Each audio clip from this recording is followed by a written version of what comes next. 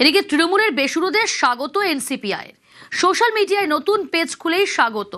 তৃণমূলের বেসুরো সাংসদদের ছবি দিয়ে দলে স্বাগত। তৃণমূলের বেসুরো বিদ্রোহের পর এখন ফোকাসে এনসিপিআই।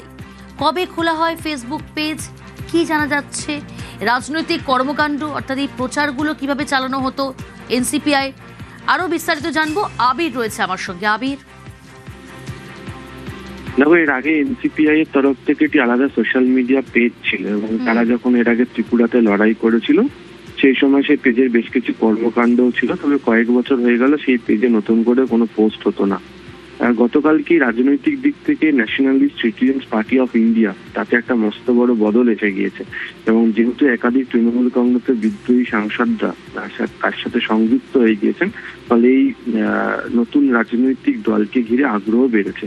যেটা দেখাও যাচ্ছে সেটা হচ্ছে তারপরই হচ্ছে ন্যাশনালিস্ট সিটিজেন্স পার্টি অফ ইন্ডিয়ার তরফ থেকে নতুন পেজও খোলা হয়েছে সোশ্যাল মিডিয়াতে এবং সেখানে তাদের কি অঙ্গীকার তার যেমন রয়েছে, তাছাড়া তাদের নতুন কভার এবং প্রোফাইল পিকচার তৈরি করে সেখানে দেওয়া হয়েছে এবং সেখানে ঠিক দিল্লিতে কি কি ঘটনা ঘটেছে এবং সেক্ষেত্রে দাঁড়িয়ে যারা রয়েছেন, বিশেষ করে কাকলি ঘোষ দস্তিদার, সুদীপ বন্দ্যোপাধ্যায়, শতাব্দী রায়, তাদের বক্তব্য তুলে ধরা হয়েছে এবং বিদ্রোহী সাংসদদেরকে যে তারা স্বাগত জানাচ্ছেন সেটাও এই পোস্টের মধ্যে উল্লেখ রয়েছে। আমি একটা বিষয় জানতে চাইবো, শত্রুঘ্ন সিনহা, তার তো বেসুরো সাংসদের তালিকায় বা জিডিতে নাম নেই, তাকে কেন স্বাগত জানাচ্ছে? এর আলাদা কোনো তাৎপর্য?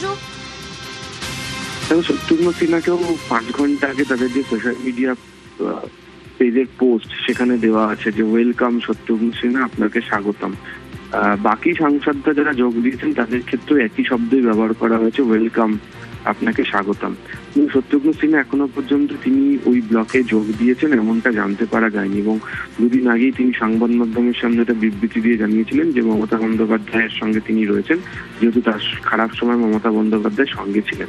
তবে গতকালকেই কলকাতা বিমানবন্দরে দাঁড়িয়ে কাকলি ঘোষ দস্তিদার একটা জল্পনা উস্কে দিয়ে গিয়েছিলেন এবং সেখানে তিনি বলেছিলেন যে আরো 2 জন আসতে চলেছেন।